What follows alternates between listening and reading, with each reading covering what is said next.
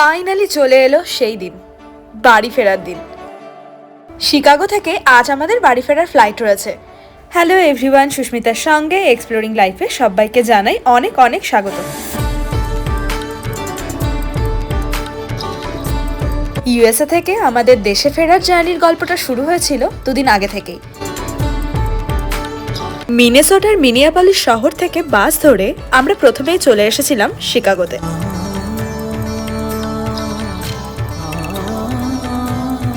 শুভ সকাল সবাইকে, এক্সপ্লোরিং লাইফে সবাইকে জানাই অনেক অনেক স্বাগত।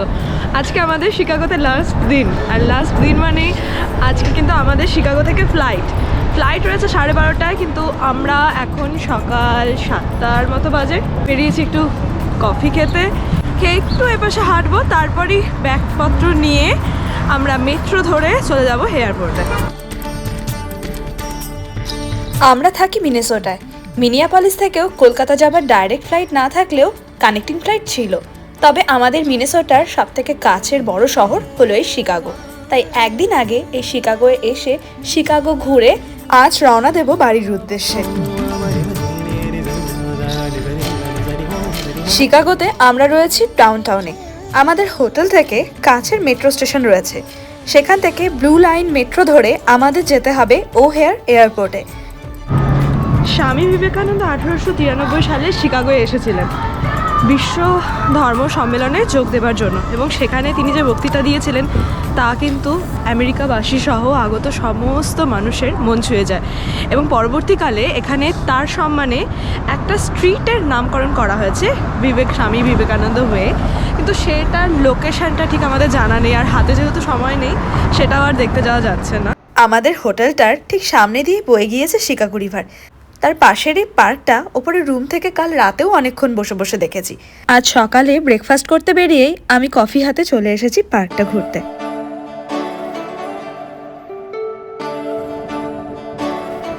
রিভার হোটেল থেকে ওহেয়ার ইন্টারন্যাশনাল এয়ারপোর্ট যাওয়ার জন্য ডাউনটাউনের মধ্যেই মেট্রো স্টেশন রয়েছে। তার দূরত্ব ছিল মাত্র 5 মিনিটের, তবে ব্যাগপত্র নিয়ে পায়ে হেঁটে মেট্রো স্টেশনে পৌঁছানো ছিল যথেষ্টই কষ্টসাধ্যের। শিকাগো ডাউনটাউনের আমরা উঠলাম এই ক্লার্ক লেক মেট্রো স্টেশন থেকে। আমরা নামবো সবার শেষ মেট্রো স্টেশন ওহেয়ারে। শিকাগোর এই সাবওয়ে সার্ভিসটা কিন্তু বেশ ভালো। পার হেড $5 করে টিকিট কেটেছি। 15 মিনিট বাদে বাদেই ব্লু লাইন মেট্রোগুলো রয়েছে, আর যেটাতে সময় লাগবে আমাদের পৌঁছতে প্রায় 40 মিনিটের মতো। আমরা আজ ইতিহাদ এয়ারলাইন্সের সঙ্গে ট্রাভেল করব। ওহেয়ার মেট্রো স্টেশনে নেমে আমাদের সবার প্রথম যেটা কাজ ছিল সেটা হলো ইতিহাদ এয়ারলাইন্সের কাউন্টার কোথায় সেটা খুঁজে বের করা। মেট্রো স্টেশনের ডিসপ্লে বোর্ডেই সেটা দেওয়া ছিল। এর জন্য আমাদের যেতে হবে গেট নাম্বার 5-এ। প্রথমেই এই টার্মিনাল 1 থেকে টার্মিনাল 2-এ যাওয়ার জন্য শাটল ট্রেনগুলো ধরার জন্য দাঁড়িয়েছিলাম। টার্মিনাল 2-তে EFG এর কি কি গেট রয়েছে এবং তাদের নাম্বার সব এখানে মেনশন করা রয়েছে। টার্মিনাল 1 থেকে শাটল ট্রেন ধরে আমরা এখন চলে এসেছি টার্মিনাল 2-তে। আমাদের যেতে হবে গেট নাম্বার 5। সেটা কোন দিকে দেখুন ইন্ডিকেট করা রয়েছে। আমাদের এর পরের স্টেপ হলো আমরা যেই এয়ারলাইন্সের সঙ্গে আজ ট্রাভেল করছি অর্থাৎ ইতিহাদ এয়ারলাইন্সের কাউন্টার খুঁজে সেখানে এসে আমাদের চেক ইন ব্যাগেজগুলো জমা দিয়ে আমাদের আজকের বোর্ডিং পাসগুলো কালেক্ট করা। এখানে আরেকটা কথা জানিয়ে রাখি, যেমন আমরা যখন টিকিট কেটেছিলাম আমরা কিন্তু কোনো উইন্ডো সিট পাইনি, তবে এখন কাউন্টারে কথা বলে ওনারা কিন্তু আমাদের একটা উইন্ডো সিট ম্যানেজ করে দেয়, আর তার জন্য আমাদের কোনো রকমই কোনো এক্সট্রা পে করতে হয়নি। চেক ইন লাগেজ জমা হয়ে যাওয়ার পর নেক্সট স্টেপ হলো সিকিউরিটি চেক ইন করিয়ে নেওয়া। ছিলাম সিকিউরিটি চেক ইনের লাইন অনেক বড় হবে বা অনেক সময় লাগবে, সেরকম কিছুই না, খুব তাড়াতাড়ি হয়ে গেল। আর এখন এই ডিউটি ফ্রিটা একটু টুকটাক ঘুরবো, আমাদের হাতেও বেশি সময় নেই। 11:55 ফার্স্টে টাইম ছিল, এখন আবার 11:35-এ বোর্ডিং স্টার্ট। তার আগে একটু ডিউটি ফ্রি ঘুরবো, টুকটাক যা আছে। আর ভেতরে ঢুকে এখন গরম লাগছে। ফাইনালি দেশে ফিরছি, ভীষণ এক্সাইটেড। কোনো কোনো এয়ারপোর্টে এই সিকিউরিটি চেক ইনের লাইন বেশ বড় থাকে, তাই জন্য হাতে সময় নিয়ে আসা বেশ ভালো। বোর্ডিং পাসে আমাদের গেট নাম্বার দেওয়া ছিল M20, যেখান থেকে আজকের আমাদের ফ্লাইট ছাড়বে। আমাদের ফ্লাইট ইতিহাদ এয়ারবাস 1350। এখানে কিছু তথ্য বলে রাখি, যেমন সিকিউরিটি চেক ইনের সময় ওনারা সঙ্গে থাকা কেবিন লাগেজ এবং ব্যাগে যেসব ইলেকট্রনিক্সের সামগ্রী থাকে সেগুলো ট্রেতে তুলে দিয়ে আপনার ফুল স্ক্যানিং হবে, এরপর পাসপোর্ট চেক করে আপনি কিন্তু ভেতরে প্রবেশ করতে পারবেন।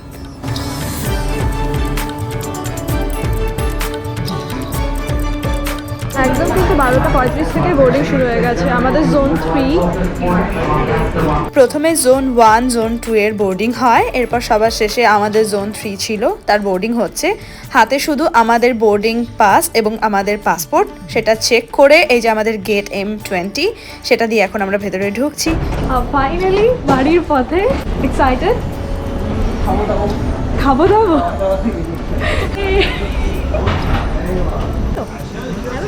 সিকিউরিটি চেক ইনের লাইনে অনেক সময় কিন্তু জল সঙ্গে থাকলে ফেলে দিতে বলেন, আবার অনেক জায়গায় কিন্তু জল অ্যালাউ করা হয়। তো সঙ্গে জল না নিয়ে সঙ্গে খালি কোনো বোতল বা কোনো কিছু ক্যারি করলে সেটাই কিন্তু ভালো। আর আমাদের যে কেবিন ব্যাগগুলো আছে সেগুলো কিন্তু 7 কেজি করে পার ব্যাগ।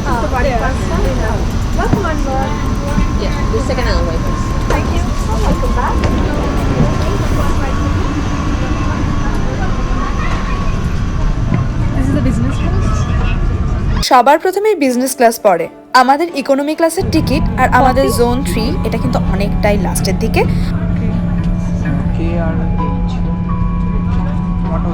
যেটাতে যে আসবে তাকে বলতে হবে সত্যি। এই লেগ স্পেসটা কি খুব একটা ছোট গো? পিলো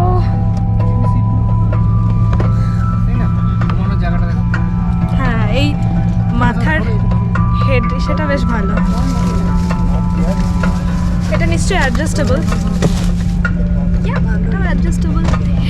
আমার উইন্ডো সিট ছিল না, তো আমাদের যখন ব্যাগেজ ড্রপ করি সে সময় কথা বলে ওনাদের রিকোয়েস্ট করি, তো আমার জন্য একটা উইন্ডো সিট ওনারা অ্যারেঞ্জ করে দেয়। আর মনে হয় আবুধাবি থেকে কলকাতারটা ওই এক্সট্রা $8 দিয়ে, আর ডলার মানে ওই 640 টাকার মতো পে করে উইন্ডো সিট নিয়েছে। বাড়ি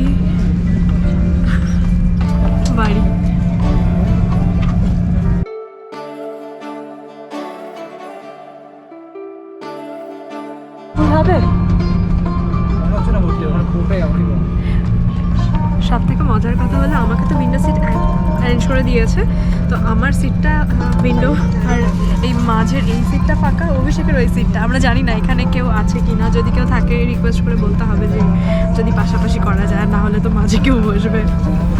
আর আজকে আমার যেহেতু সোমবার, আমি 16 সোমবারের উপোস করছি। আজকে সোমবার পড়েছে, তো আজকে আমি কিছু খাবো না, যা খাওয়া দেবে আমি তো অবশ্যই ভিডিওতে শেয়ার করবো। তবে দেখা যাক কি ফ্রুট জুস বা অপশান থাকবেই আশা করছি। আর আমরা বেশ কিছু ফল টলও টুকিটাকি নিয়ে এসেছি, সেগুলো দিয়ে আজকে আমার খাওয়া চলবে 12 ঘন্টার। এই ফ্লাইটটা টোটাল এখান থেকে আমরা শিকাগো থেকে যাব আবুধাবি পর্যন্ত পৌঁছতে 15 ঘন্টা টাইম আছে, তারপর 2 ঘন্টার একটা লেওভার আছে, সেখান থেকে আবার আবুধাবি টু কলকাতা।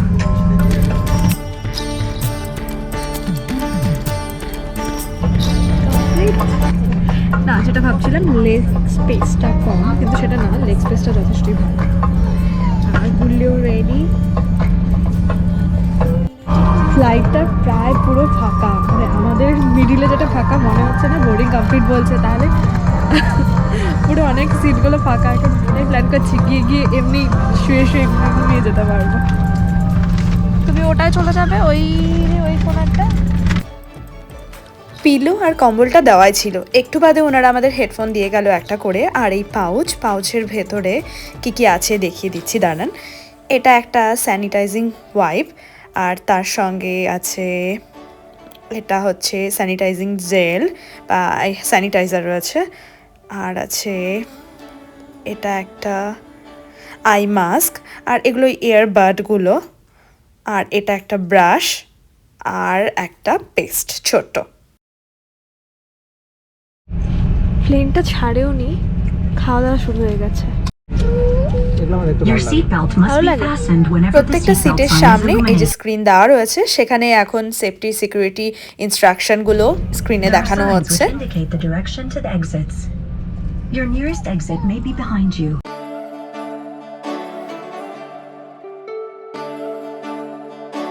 পরপর অনেকগুলো ফ্লাইট লাইনে আছে। আমাদের পরে এয়ার ইন্ডিয়াটা আছে, তারপর আরেকটা ছোট আছে।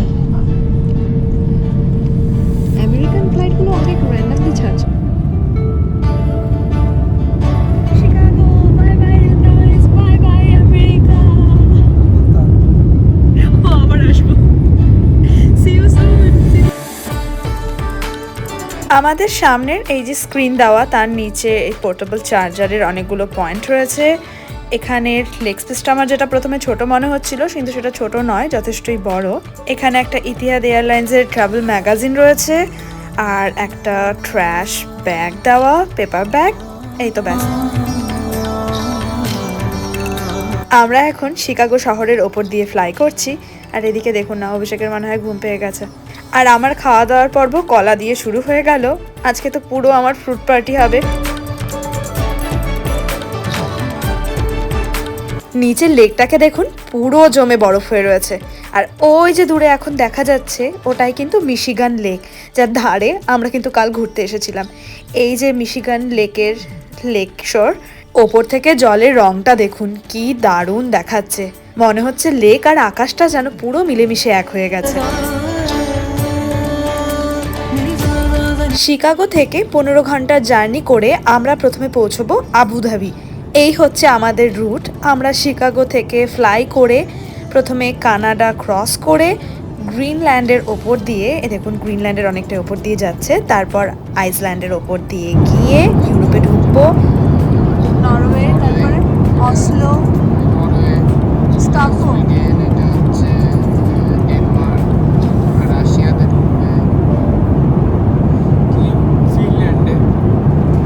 এরপর আরব কান্ট্রিগুলোর ওপর দিয়ে ফ্লাই করে আমরা পৌঁছবো আবুধাবি।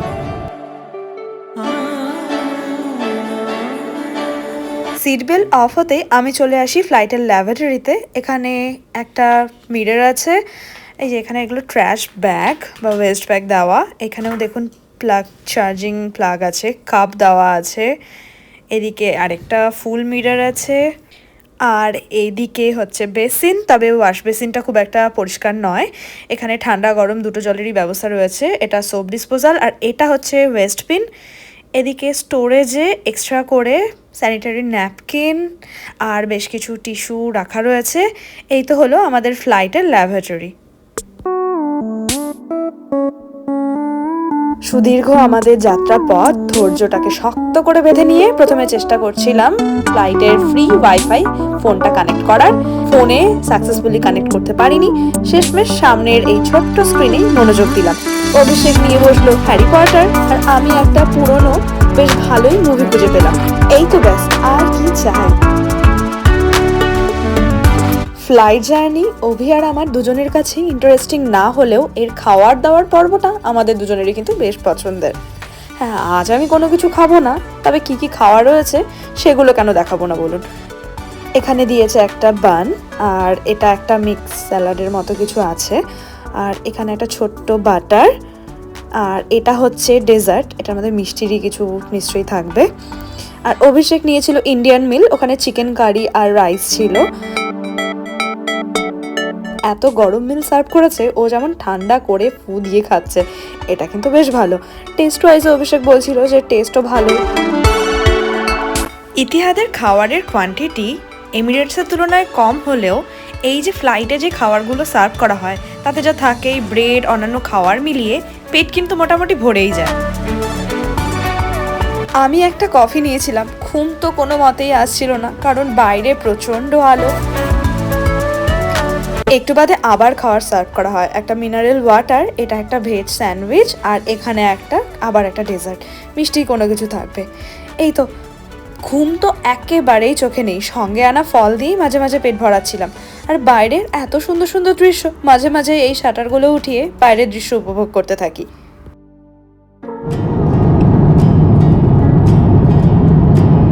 শিকাগোর 12 ঘন্টা তো আমরা কাটিয়ে নিয়েছিলাম, আরও 12 ঘন্টা ফ্লাইটে নিদ্রাহীনে আমি কাটিয়ে ফেলি। আর ওপর দিয়ে এরকম যাওয়ার সময় আকাশটা এত পরিষ্কার ছিল, নিচের প্রত্যেকটা অংশ পরিষ্কার দেখা যাচ্ছিল। রাশিয়া ক্রস করার পর এই জায়গাটার যে নাম কি আমি ঠিক ম্যাপে বুঝতে পারিনি, তবে আমার এই জায়গাটা সারা জীবন মনে থাকবে। উপর থেকে এই পাহাড়গুলো দেখতে এত দারুণ দেখাচ্ছিল, সত্যিই ভোলার নয়। ফ্লাইটে সম্পূর্ণ 12 ঘন্টা কাটানোর পর জানি না এই খাবারটাকে কি বলবো, একে ব্রেকফাস্ট বলবো না ডিনার বলবো জানা নেই, কারণ আমরা তো পশ্চিম গোলার্ধ থেকে পূর্ব গোলার্ধের দিকে যাচ্ছি। আমাদের আজকের জার্নিতে অন্ধকার কোনো সময় হয়নি, বলা চলে একটা পুরো রাত আমরা মিস করে গেলাম।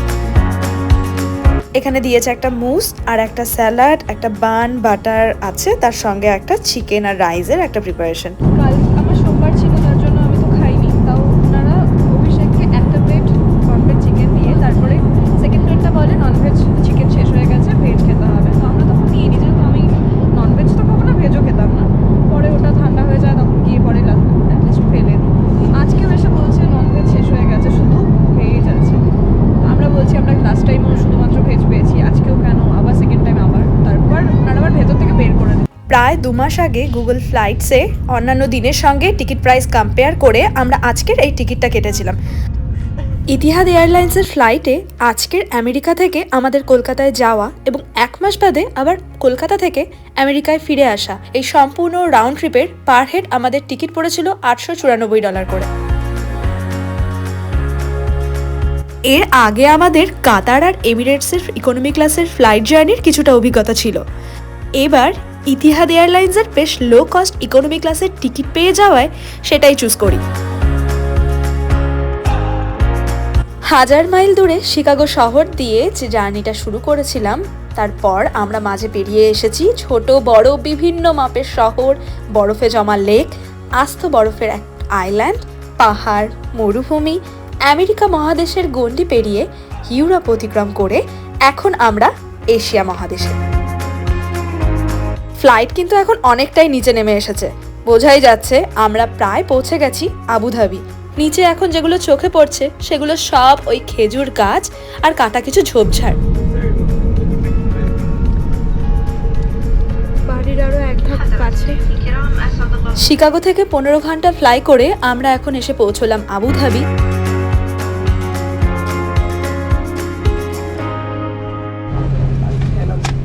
বমিও আসছে, এত বেশি খেয়ে নিলাম তখন, চোখ মুখগুলো এখন ঘুম পাচ্ছে, জ্বলছে, মানে হচ্ছে পুরো বিধ্বস্ত।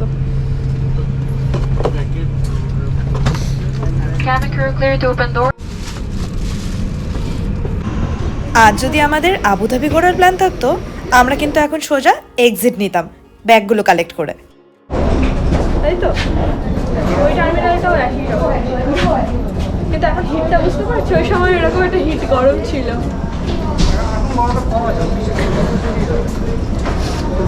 আর 15 দিন পরেই ধরো আমরা এসেছিলাম, 1 বছর আমাদের। 15 মার্চ না? দেশ আর আমাদের মাঝে দূরত্ব এখন 5.5 ঘন্টার, মাঝে 2.5 ঘন্টার আর একটা এক্সট্রা ব্রেক, মানে ধরে নিলাম 7.5 ঘন্টা আমাদের ওয়েট করতে হবে। তারপর আর কি, দেশের মাটি। সুন্দর করে সাজিয়েছে। আবুধাবিতে নেমে যারা ধরুন ঘুরতে যাবেন তাদের কিন্তু অন্য রাস্তা নিতে হবে, মানে তারাই ব্যাগ কালেক্ট করে এক্সিট নেবেন। কিন্তু আমাদের যেহেতু নেক্সট কানেক্টিং ফ্লাইট আছে, তার জন্য ওখানে অনেকেই দাঁড়িয়েছিলেন, বলছিলেন কোথায় আমাদের যেতে হবে। এছাড়াও এয়ারপোর্টের ভেতরে ডিসপ্লে বোর্ডগুলো তো আছেই, সেগুলো ধরে ধরে আমরা নেক্সট স্টেপে চলে এলাম। তার মাঝে ছিল security check in. Security check ইনেও ওই আমাদের হাতের কেবিন লাগেজ আর সঙ্গে যে ইলেকট্রনিক্সের জিনিসপত্র ছিল সেগুলো ওনারা চেক করে নিলেন। এখানে আর আমাদের মেন লাগেজ কালেক্ট করার ঝামেলাটা নেই, আমরা আমাদের মেন লাগেজ পাবো একেবারে কলকাতায় গিয়ে। আবুধাবি দুবাইতে দুবারই আমার সিকিউরিটি চেক ইনের লাইনে যেটা সমস্যা হয়েছিল সেটা আমার হাতের মেটালের চুড়ি। ওনারা অনেক সময় খোলার জন্য বলেন, আমি ওনাদের রিকোয়েস্ট করি যে আমি এটা খোলা সম্ভব নয়, তখন ওনারা আলাদা রুমে নিয়ে গিয়ে ওই সিকিউরিটি চেকগুলো করিয়ে নেন।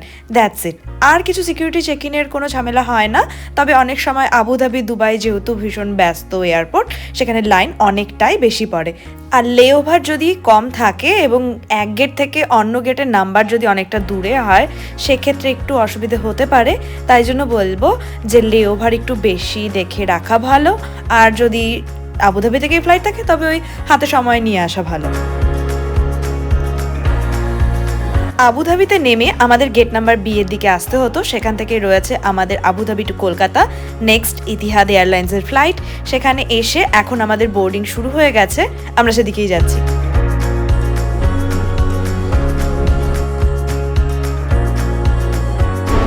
দেশের থেকে কত ঘন্টা দূরে? 4।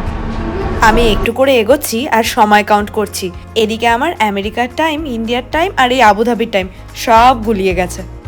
আমাদের শিকাগো থেকে আবুধাবির ফ্লাইটটা পুরো ফাঁকা থাকলেও আবুধাবি থেকে কলকাতার ফ্লাইটটা ছিল সম্পূর্ণ ফুল।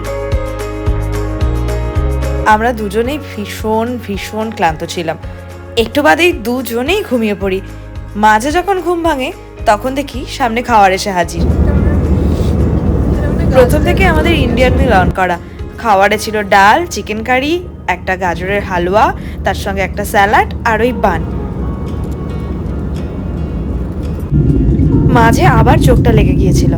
একটা টার্বুলেন্সে ঘুমটা যখন ভাঙলো, তারপর থেকে অভিষেক বলল, দেখো কাউন্টডাউন শুরু হয়ে গেছে, এরপর নিশ্চয়ই নিচে কলকাতা দেখতে পাবে। ঠিক কলকাতা। প্রথমে তো দেখে মনে হচ্ছিল কলকাতার আলোটা যেন বড্ড কম। ধীরে ধীরে যখনই নিচের দিকে ফ্লাইটটা নামতে থাকলো, এক এক করে মনে হচ্ছিল বুকের হার্টবিট যেন খুব দ্রুত হতে শুরু হয়েছে।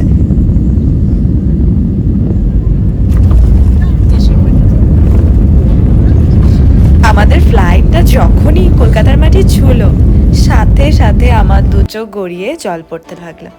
আমি এখনো আমার মা, বাবা, আত্মীয় পরিবার পরিজনদের থেকে অনেকটাই দূরে, তবুও নিজের দেশকে ছোঁয়ার যে কি আনন্দ, সেটা খুব কাছ থেকে যেন সত্যি হঠাৎ করে ফিল করলাম।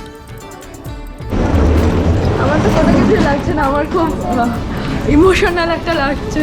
আগে ভাবতাম মানুষ একটু ওভার রিয়াক্ট করে না, যে যাচ্ছে তো কী হয়েছে, যেতে তো হবে, আবার চলে আসবে। তো আজকে নিজে যখন নেমেছি তখন ফিল করতে পারছি কলকাতার ওপর থেকে অন্ধকার, তারপর যত ধীরে ধীরে মানে একদম হ্যাঁ যখন প্রপার জায়গায় কিছুটা পরিষ্কার হলো, তারপর তো নিচের অংশটা দেখে সত্যি আর চোখে জল ধরে রাখা যায়নি। মানে এখন বুঝতে পারি যে ইমোশনটাও কি, ঘরে ফেরা। আমাদের ইমিগ্রেশন হয়ে গেল, এখন ওই লাগেজগুলো আমাদের নিতে হবে। নিয়ে আজকে অর্ঘ্যদীপ আসবে, আমরা তিনজনে মিলে ফিরবো। কলকাতায় ইমিগ্রেশনে আমাদের জিজ্ঞেস করেছিল আমরা কবে গিয়েছি, আর আমাদের পাসপোর্টে ওনারা স্ট্যাম্প মেরে দিলেন। এছাড়া কিন্তু আর কোনো কিছু জিজ্ঞেস করেনি। এখন আমরা আমাদের ব্যাগগুলো কালেক্ট করে নিয়ে বাইরে বেরিয়ে এসেছি। শুধু অর্ঘ্যদীপ আসেনি, এসেছিল সঙ্গে রাজীবও। আমরা 4 জনে একটা গাড়িতে হয়নি, দুজনে আলাদা আলাদা গাড়িতেই গিয়েছিলাম। তবে ওরা আসায় মনে হচ্ছিল যে না, বাড়ির কেউ সঙ্গে রয়েছে। আমাদের ফ্যামিলি মেম্বার এখানে কেউ নেই, তবে ওরাও আমাদের ফ্যামিলি মেম্বারের থেকে কোনো অংশে কম নয়। আর এত দিন বাদে নিজের দেশ, নিজের শহর, মনে হচ্ছিল যেন সত্যি কোথায় যেন চলে এসেছি। এই যেন স্বর্গ, এই যেন আমার দেশ, এই আমার ঘর। আমার এই ভিডিও আপনাদের কেমন লাগলো কমেন্ট করে জানাবেন, কিন্তু ভালো থাকবেন সকলে।